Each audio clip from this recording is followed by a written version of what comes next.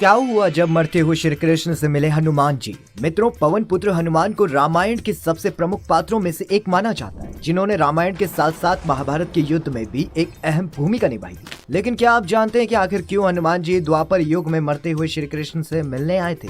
मित्रों, ऐसा माना जाता है कि जब त्रेता युग में भगवान श्री राम अयोध्या के सरयू नदी में जल समाधि लेकर जाने लगे, तब उन्होंने हनुमान जी को कलयुग के अंत तक चिरंजीवी रहने का आशीर्वाद दिया था, जिसके चलते हनुमान जी त्रेता युग के बाद द्वापर युग में भी भगवान श्री हरि विष्णु के अवतार श्री कृष्ण की लीलाओं में उनके साथ थे। साथ ही उन्होंने महाभारत के युद्ध में अर्जुन के रथ पर ध्वजा के रूप में रहकर रथ की रक्षा की थी, जिससे कि अर्जुन की शक्ति और गुना बढ़ गई थी, क्योंकि हनुमान जी के होने के कारण अर्जुन के रथ को किसी भी दिव्य अस्त्र से नष्ट नहीं किया जा सकता था। इसके अलावा भी महाभारत में कई जगह हनुमान जी का वर्णन मिलता है, जहाँ पर तो उन्होंने स्वयं गदाधारी भीम के अहंकार को चकनाचूर कर दिया था। वहीं कुछ ये भी मानते हैं कि महाभारत के युद्ध समाप्त होने के 36 वर्ष बाद जब भगवान श्री कृष्ण अपने देह त्याग कर बैकुंठ धाम जा रहे थे, तब हनुमान जी उनसे मिलने आए थे। लेकिन मित्रों, ये सत्य नहीं है। आपको बता दें कि हनुमान जी में भक्ति और साधना की शक्ति इतनी प्रबल थी कि वो दुख और सुख, सांसारिक मोह माया जैसी चीजों से परे थे।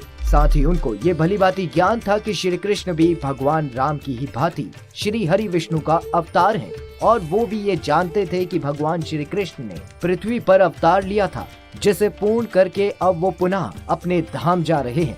हनुमान जी को ये ज्ञान था कि भगवान विष्णु ना तो कहीं आते हैं ना कहीं जाते हैं, बल्कि वो हमेशा अपने भक्तों के हृदय में वास करते हैं। इसीलिए जब भगवान श्री कृष्ण अपने देह त्याग कर रहे थे, तब ना तो हनुमान दुखी थे और ना ही वे उनकी आंखों से आंसू निकल रहे थे। हनुमान जी भगवान विष्णु के दोनों अवतारों श्री राम और श्री कृष्ण के परम भक्त थे। ऐसा माना जाता है कि जो भक्त अपना सब कुछ त्याग कर प्रभु की भक्ति में लीन हो जाता है, तब उसे एक आंतरिक शक्ति प्राप्त होती है, जिससे वो सदैव भगवान के संपर्क में रहता है। कहा जाता है कि हनुमान जी भी इसी तरह सदैव भगवान के संपर्क में रहते हैं। इस तरह हम कह सकते हैं कि भगवान हमेशा हनुमान जी के अंतर मन में सदैव रहते हैं। मित्रों, अब तक हमने आपको बताया कि कैसे हनुमान जी श्री कृष्ण की मृत्यु के समय उनके पास ना रहकर भी कैसे उनके साथ थे।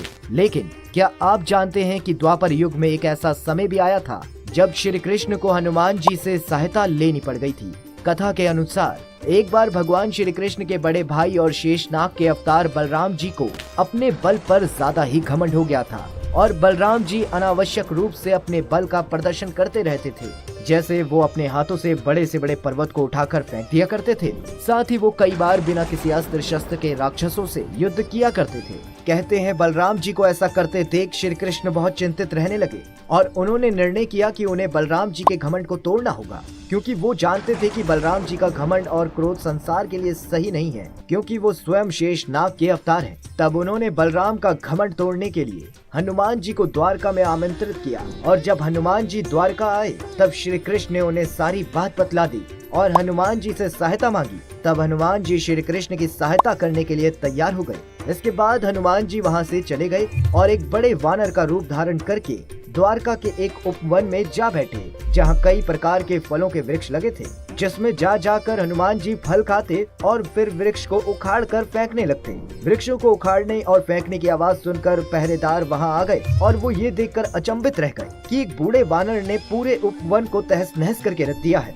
जिसके बाद पहरेदारों ने उन्हें वहां से भगाने का बहुत प्रयास किया, लेकिन वानर रूपी हनुमान जी वहां से नहीं हटे और एक फूंक मारकर उन्हें हवा में उड़ा दिया। जिसके बाद पहरेदार भयभीत होकर बलराम जी के पास जा पहुंचे और उन्हें उपवन में हुई सारी बात बतला दी, जिसे सुनकर बलराम जी अत्यंत क्रोधित हो उठे और अपनी गदा उठाकर उपवन की ओर चल जाते हैं। जहां पहुंचकर बलराम जी ये देखते हैं कि एक बूढ़ा वानर उपवन के वृक्ष में बैठकर फल खा रहा था, जिसे देखकर बलराम जी क्रोध में कहते हैं, वानर, यदि तुम्हें अपने प्राण प्रिय हैं तो यहाँ से चले जाओ, नहीं तो मैं तुम्हारा वध कर दूंगा।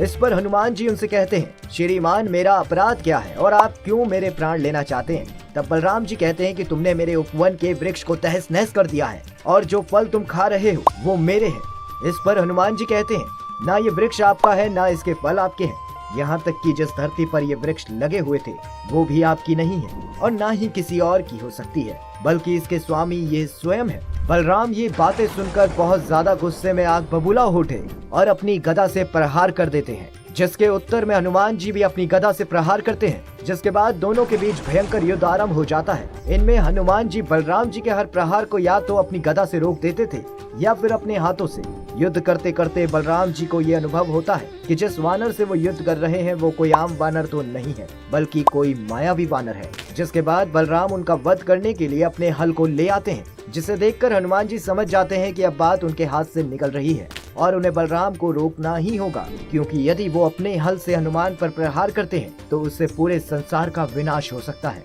इसके बाद हनुमान जी श्री कृष्ण का ध्यान करते हैं। तब भगवान श्री कृष्ण वहां प्रकट होकर बलराम जी के प्रहार को निष्क्रिय कर देते हैं। ये देखकर बलराम जी उनसे कहते हैं कि कृष्ण, तुमने ये क्या कर दिया है?